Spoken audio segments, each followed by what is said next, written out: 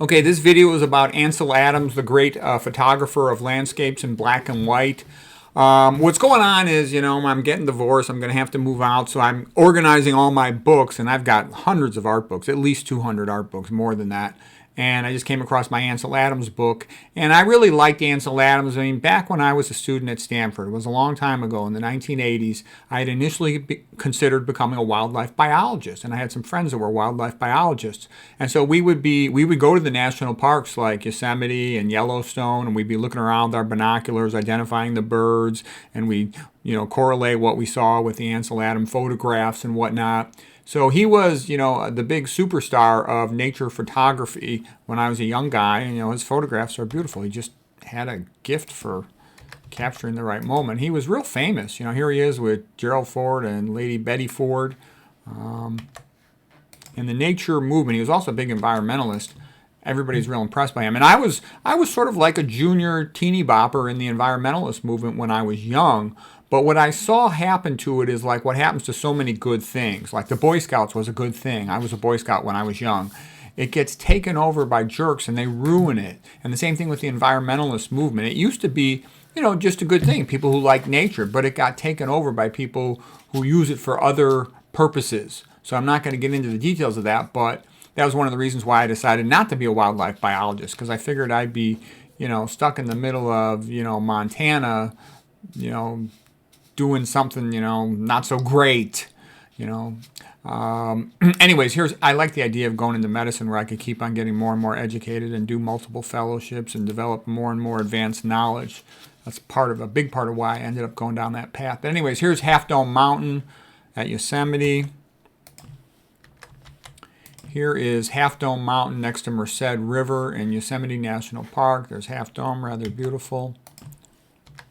So I loved going on the nature field trips. I used to love, going on all the bird watching expeditions with my buddies. And if you look at Watson and Crick, the discoverers of the structure of the DNA double helix, that's how Watson got started, and it was bird watching with his father. And bird watching is a great hobby. It's like, I think, the best way to get started in nature. Or if you have somebody that knows hunting, to go hunting. They can teach you a lot too. And people say, oh, how could you say that about hunters? You know what? Hunters preserve nature, okay? They love nature. They're out there. They know a lot about it, okay? So I have a lot of respect for them, okay? People take it for granted that there's always food on the table. That is not always the case, okay? And you'd be darn glad there's somebody who knows how to hunt for food if you're starving. Don't get me wrong. I'm a low-fat vegan, but our ancestors often lived in cold climates, and they wouldn't have had much food sometimes if they didn't have somebody that knew how to go out into the wild. Anyways, here is Half Dome Mountain again with the snow on the trees and the apple orchard, and it's all quite beautiful.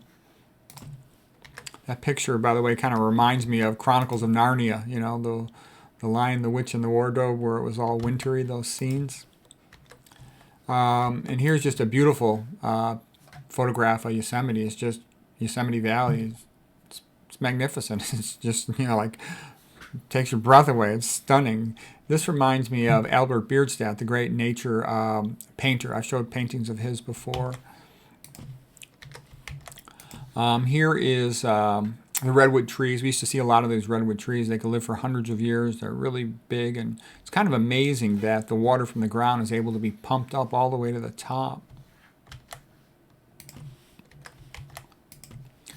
Okay, here's the Teton Mountains and the Snake River, and again, it's just beautiful.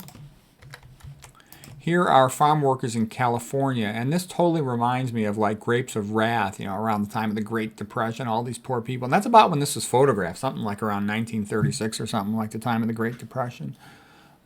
California is great for growing food. It was a tremendous food producer for the whole country. California used to be super rich.